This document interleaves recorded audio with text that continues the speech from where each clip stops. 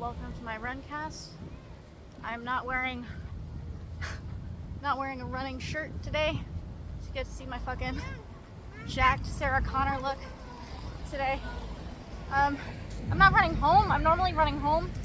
Today I'm running at the lake, which is beautiful. It's actually a reservoir. I don't know why I call it a lake. But it's so different to be running here because people come here to run. Normally when I'm running home, people are like, why is that white woman running? Like, they understand that I'm running or whatever. Like, they don't think that I'm in danger or anything like that. But nobody runs where I run, and nobody runs at the time that I run. So I'm like running into walkers and runners and cyclists, and it's very different from what I normally experience while I'm trying to run home. And it's late.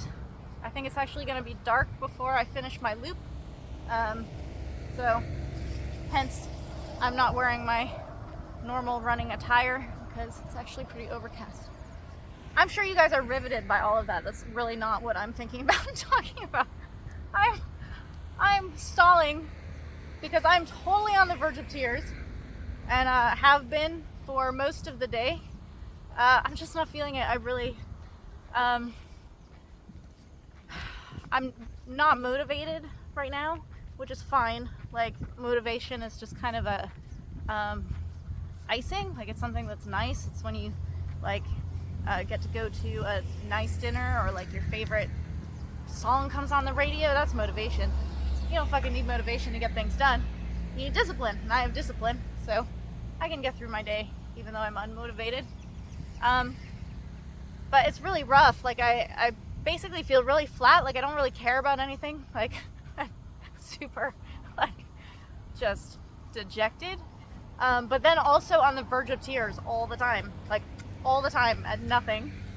And it's really visible, which makes me feel bad. Like, if I can mask it, I don't feel that bad. But when it's visible, people kind of worry about you if you're in a world where people care about you. So it's kind of nice that people worry about me, because that means that I'm a person who they care whether I'm feeling good or not. But I also don't talk about it. So I was at the gym, and I could see for sure that Tapia could tell that I was not doing well, and he didn't say anything, but he was kind of like checking on me. And then I knew that I had to go to Rambaz for clinching, which I've just been really struggling with in general. So I was gonna be like, it sucks anyway. Like, I'm kind of on the verge of tears anyway. And then the way that I'm feeling, it's just gonna be rougher because it's like really intense. Like, I really have to kind of like pull my shit together and be like, I've been here before, and like, I know how to do this and that kind of stuff. But I went anyway. You know, just the thing, I don't really actually worry about crying. I don't really care if I cry. It's just that it's very hard as a small woman to assure people that the crying is not a problem, to be like, ignore this.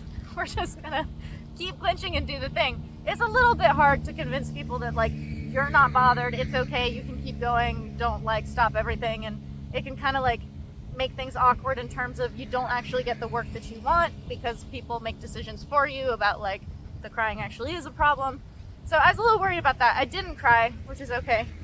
But I was having a really, really hard time. And Ajahn Gimu is, I think he's going to be like 82 this year, maybe 81. In his 80s. He was trainer of the year for 2 years in a row. The 2 years that Gansak was fighter of the year, because he was Gansak's trainer. And he's amazing. He's been in Muay Thai forever. And man, he will fucking tell you what he thinks. I've heard from Caitlin that he actually used to go to the Dejrat gym and kind of like help train alongside Ajahn Sarat. And I actually cannot imagine the two of these men together with their attitudes and possibly fighting with each other. It would be insane. Like, the grumpy old man speaking like it is, disagreeing, would be incredible. I don't know that I'd want to see it, actually. It just would be really incredible. But Ajahn Gimu tells you what he thinks, whether you want to hear it or not. The kind of thing where, like, nobody would argue after a decision or something like that. He will go argue after the decision. He doesn't fucking care. He is very, very direct. He called me. He goes to Rambaz some afternoons. I think every other day he's there. And he goes and he helps train the kids. And he called me over after I was done clinching And he was like, you are so strong. Like, nobody would be able to do this. You're so strong. You're doing really good. You're very smart. Like, you're making very good decisions here. And I was like listening to him and I'm like, thank you. Like, this actually, it means a lot to me that he's saying that. But at the same time, I was like, I was losing a lot in there. Like, I was really in very, very bad positions a lot. And in training, you can like get knocked out or get pulled into a terrible position and kind of like right yourself and fix it and keep going. That's kind of the amazing thing about real clinch training, is that you just keep going. There's no like breaking and stopping and solving and this kind of thing. And that's something that I really like about it. And I think that's something that's really important in my development in the way that I learned how to clinch. But I'm really out of practice. And the things that kind of I used to be able to flow and solve and be more continuous with, I can't now because I'm years out of practice of this kind of clinch training. And Gimu was just like, you shut your fucking mouth. Like, one, you were the man in the middle. I'm the man in the middle. When you play man in the middle in Thailand, it means that anytime someone gets off balance, thrown, bettered, your head gets ripped down, whatever, someone new comes in, but you stay.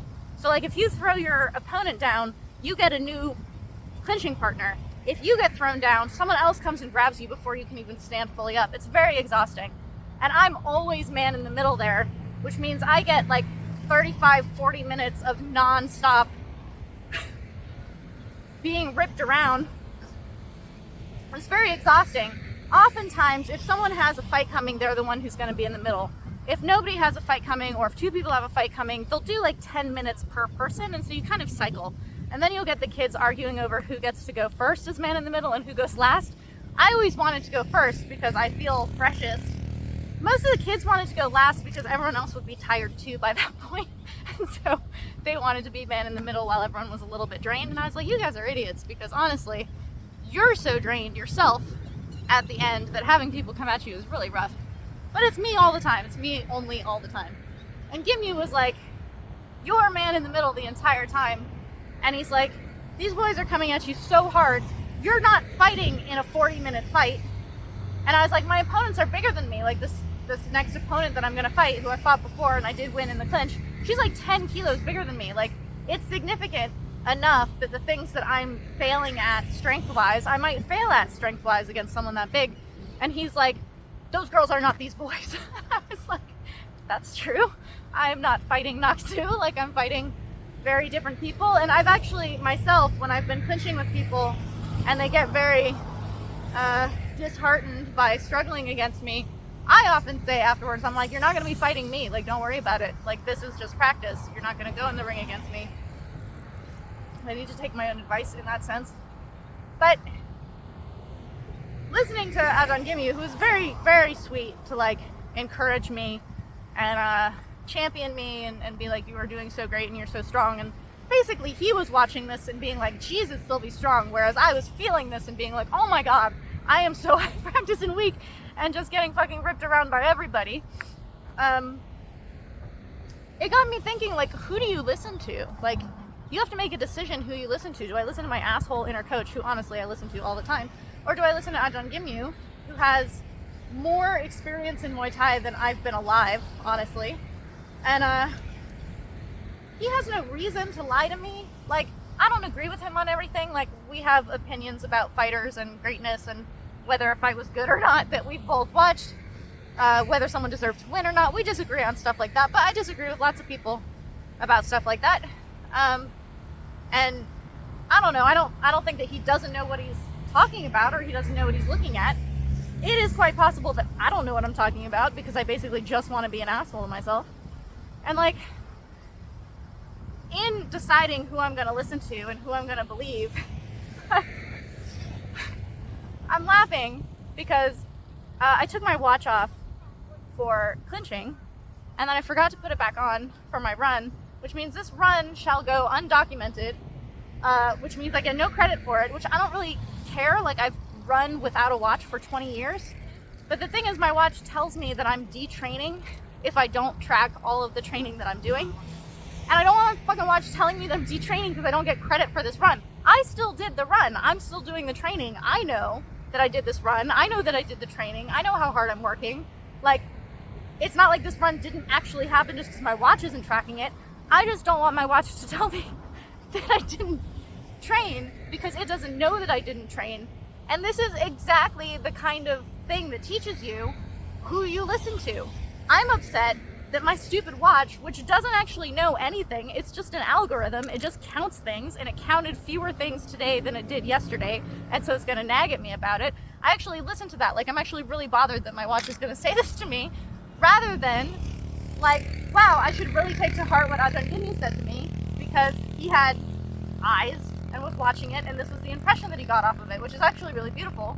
No one else in that gym is gonna say anything to me. And I was actually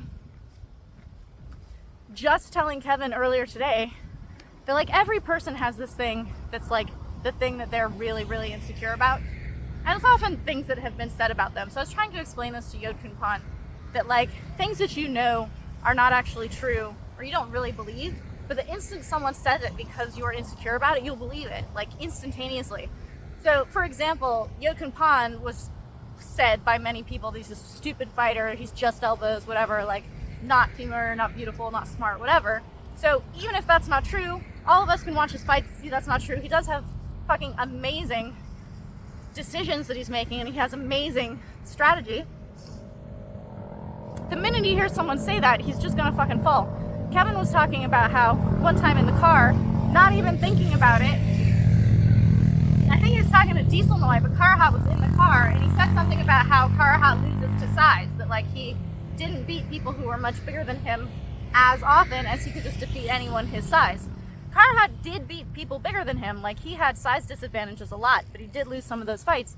And he said he saw Karahat's face fall, and he just honestly hadn't even like thought about what that, saying that would mean anything. And he was like, it was amazing how instantaneous and thorough the response was. And it's one of these things that like, you just have the thing that you're insecure about. For me, it's this word mua. And when I was incredible, my sparring partners in the morning were Karahat and Yodkun Pan. Like I did 30 minutes with Karahat and then an hour with Yodkun Pan afterwards. This is insane who gets to do that. And they were both agreeing on like how shitty I was at, it's called Durntung. It means like that you walk all the way to someone. So instead of stopping on the porch, which is what Kevin and I call it, you walk all the way to someone and you're like, I'm in your space, and it's kind of like closing fast enough that they can't really do anything. And so they were agreeing with each other that I do better when I really close in, but that I kind of struggled in my last fight because I didn't close in fast enough. So they're like demonstrating to me how I should be doing this. And I very timidly admitted to them, I'm worried at being mua, like that if I have someone against the ropes and I start throwing too many things, it's just this like cluster of nonsense that I'm like yapping at somebody. Oh my god, don't worry about that. And so I go and I do a round with Yodkun Pan, and I do what they're telling me to do, and I get him on the ropes, and I get him stuck, and all this stuff, and I feel mua, like I'm tracking him down. I feel all these tiny off balances. I feel like I'm like redirecting myself and like blowing out my lines and just kind of like barely catching him on the end of the stuff that I'm doing. I feel out of control. And so at the end of the round, I'm totally down on myself, and I'm like, fucking mua, like it's exactly what I was afraid of. And both of them simultaneously were like, that was not mua. They're like, maybe it felt like that to you, but that was not mua. And I'm like, this is the kind of moment of like two incredible icons, one of whom is my personal hero, saying that is not mua, like not mua, the opposite of the thing that I'm totally sensitive about. I can keep this memory as like this fucking salve to my heart anytime I'm feeling really insecure. But will I? Like, will I remember that? Will I keep that as like a little token? Will I listen to that, or will I listen to the, you know, voice in my head that I let yap at me all the time that comes out of nowhere, that literally saw a very funny, I can't remember her name, she's a British comedian, and she makes these videos where she plays all the different roles of like her brain and her hormones and her heart and her uterus and all these different things. And she's getting near her period, and her hormones come in, and they're like, you really are just the worst person in the world, aren't you? It's like, those are actually the thoughts you think. And years ago, Kevin and I had been reading about how hormone fluctuations actually do incredible things to your brain. Like they can increase your fear and decrease your thresholds, pain thresholds, all these different things.